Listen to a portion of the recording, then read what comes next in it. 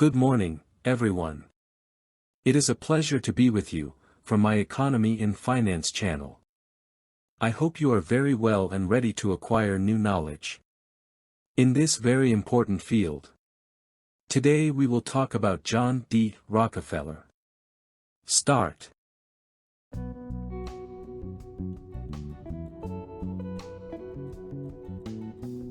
John D. Rockefeller was an influential American businessman and oil magnate. He was born on July 8, 1839 in Richford, New York, and died on May 23, 1937 in Ormond Beach, Florida. He is best known for being the founder of the Standard Oil Company, and for his immense fortune, which made him the richest man of his time.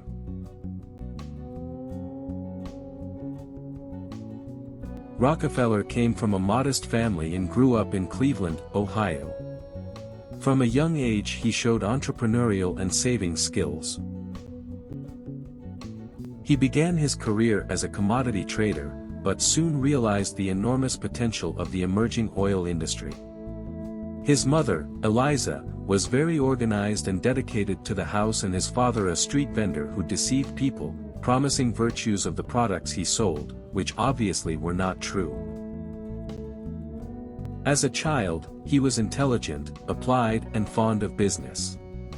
He painted stones to sell them, and then, he kept the collection in a jar reaching $50, a fairly important sum for that time. At 16, his first job was in a company of grain brokers and merchants. He was an accountant, and from the age of 16 he made donations. He starts his first self-employed job, in the face of the denial of a salary increase of $200. He founded the firm Clark and Rockefeller, and the first year he made profits of $4,000, and $17,000, the second. In 1870, Rockefeller founded the Standard Oil Company, along with his brother William Rockefeller and several partners. The company quickly became one of the largest, most successful companies in U.S. history. Rockefeller applied innovative business practices, such as vertical integration and consolidation of competitors, to exert near-total control over the U.S. oil industry. Vertical integration is a business strategy in which a company expands forward or backward in the value chain of its industry, assuming control of the activities that are in the previous or subsequent stages of said chain. In other words, it involves the expansion of a company into related activities in the supply chain. And competitor consolidation is a process, whereby a company seeks to acquire or merge with other companies, operating in the same sector or market. The objective of this strategy is to eliminate or reduce direct competition, strengthen the position of the company in the market, and achieve synergies, which generate efficiencies and competitive advantages.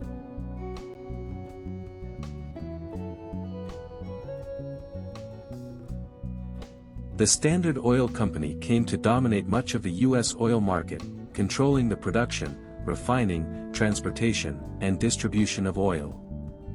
This dominant position generated criticism and controversy, which led to the company being prosecuted for violation of antitrust laws. In 1911, the U.S. Supreme Court ruled that the Standard Oil Company violated antitrust laws and ordered its dissolution into 34 smaller companies. This decision marked a milestone in the history of antitrust law, and led to the creation of independent companies such as ExxonMobil, Chevron, and ConocoPhillips, which still exist today. John D. Rockefeller's fortune was estimated at more than $1 billion at the time, making him the richest man in the world and one of the first billionaires in history. However, Rockefeller was also known for his philanthropy. Throughout his life, he donated large amounts of money to charitable causes, founding the University of Chicago and the Rockefeller Foundation, among other organizations.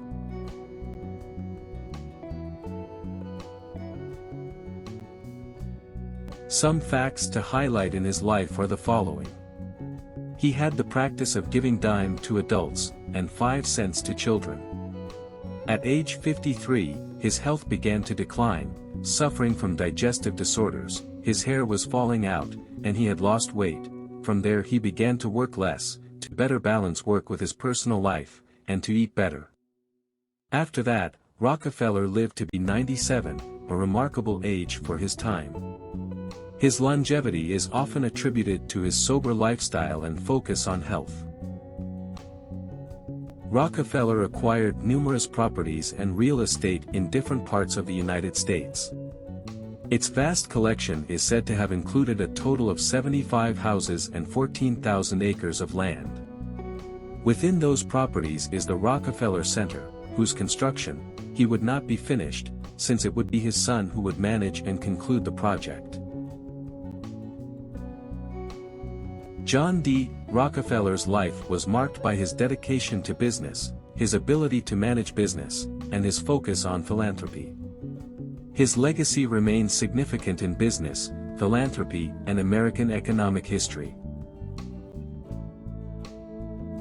If you liked this video, be sure to subscribe to our channel and activate the notification bell, liking, and sharing with friends and family, so they can benefit from our financial information and our financial tips. Have a great day. And see you in the next video.